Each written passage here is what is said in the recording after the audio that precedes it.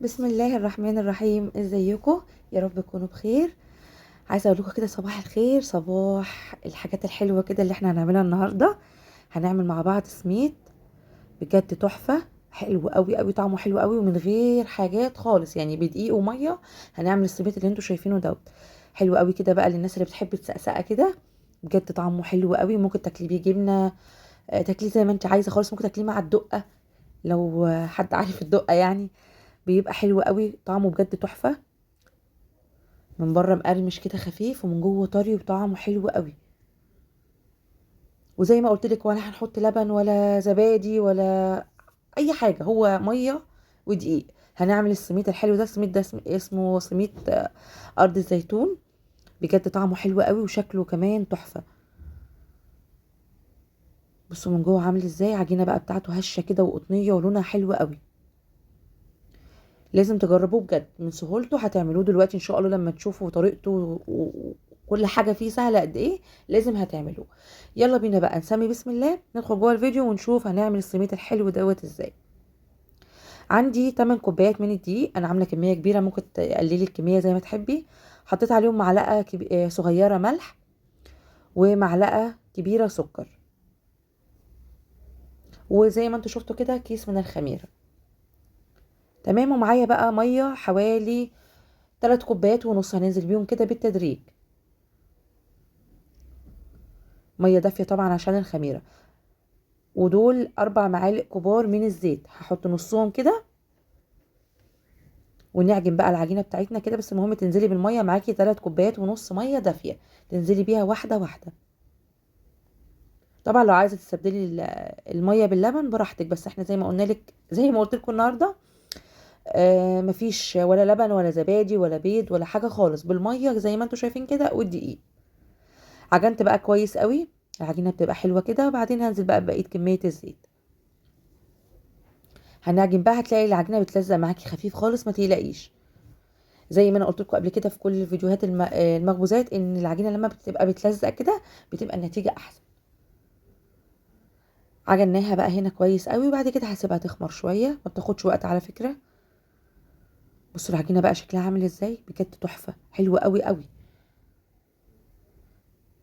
زي ما قلت لك انا شغاله ب8 كوبايات، اللي هي الكوبايه العاديه بتاعه الشاي دي، المج العادي دوت. لو انت عايزه بقى تضعفي الكميه، عايزه تقللي، اعملي نص الكميه، ما فيش مشاكل يعني. هقسمها بقى هنا معايا على هما المفروض 8، بس انا عملتهم على 9. يعني انت المفروض تعملي 8 وحدات، انا عملتهم على 9، حسيت ان هي كبيره قوي ان هي تبقى 8 يعني. ممكن تصغري على فكره لو عايزه تعمليها اصغر، بس هو كده كان مظبوط قوي يعني. قطعتها كده بشكل مبدئي، وبعد كده هبتدي بقى ان انا اصغر.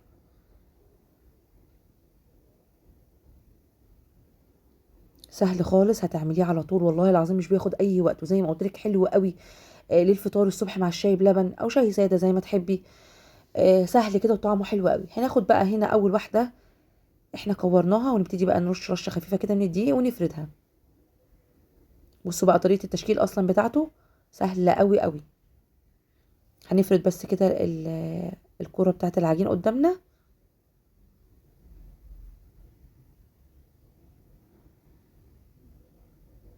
تمام. وبعد كده بقى نبتدي ان احنا نقفلها بقى بالشكل دوت. بصوا بقى سهله زي ده، طبعا اللي خلاها زي فيها ملفوفه كده من جوه، زي ما تكون مورقه يعني، ولا زبده ولا سمنه ولا اي حاجه. يا دوب بس بتلفيها كده زي العيش الفينو، وهتطلع معاكي حلوه قوي. وبعد كده نبتدي ان احنا نفردها ونقفلها بقى كده زي ما انتم شايفين. بندخل العجينه كده جوه بعض عشان نعمل فيها قفل كده، عشان ما تفتحش معانا جوه الفرن. بصوا بقى سهل ازاي. تمام. ده بيبقى شكله. هعمل معاكم كمان واحده، هنفردها ونرولها بقى كده بالشكل اللي انتوا شايفينه دوت. بس المهم تقفلي برضو كويس قوي كده من تحت قبل ما تلفيها، عشان برضو ما تفتحش معاكي جوه الفرن. هناخدها بقى الطرف من الطرف ونقفله كده مع بعض، نعمل قفل كده كويس عشان ما تفتحش معانا. تمام. للوش بقى عندي كوبايه الا ربع من السكر، حطيت عليهم معلقتين كبار، كوبايه الا ربع من السمسم، حطيت عليهم معلقتين كبار من السكر، وحوالي نص كوبايه ميه صغيره كده، وهدوب بقى الكلام ده كويس كده مع بعض، السكر مع السمسم، ونبتدي بقى ان احنا نحط الكحك بتاعنا. بس نحاول ان احنا نضغط عليه كده شويه عشان يشيل معانا كده اكبر كميه من السمسم. شفتوا بقى سهل ازاي؟ ممكن تحطي حبه البركه كمان لو موجوده عندك، اللي انت عايزاه.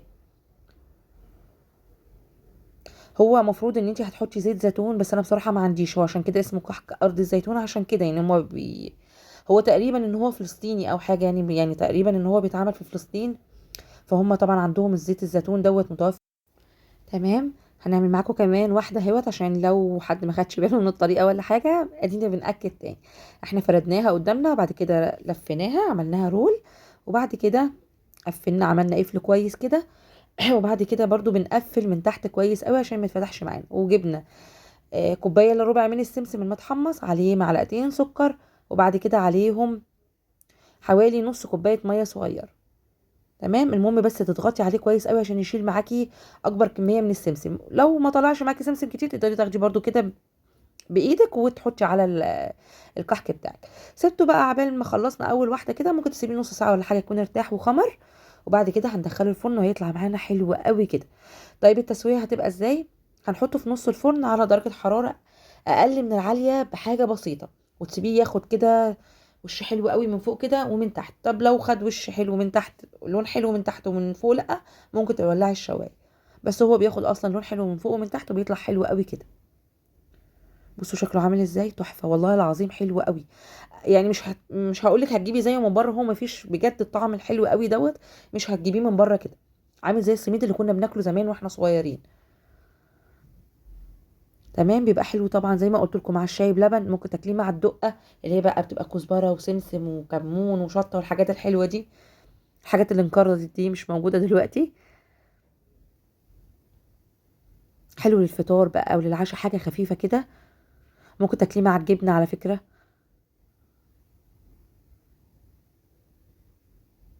بس بجد لازم تجربوه من سهولته، مش هتبطلوا تعملوه بعد كده في البيت. حلو قوي وسهل، وكميه كبيره قوي من 8 كوبايات دي عملنا الكميه الكبيره دي. يعني هو عايزه اقول لك واحده بس كده من السميد حلوه قوي، وجبه حلوه قوي مع اي كده جبنه زي ما قلت لك، او شاي او بيض او دقه، هي وجبه حلوه قوي.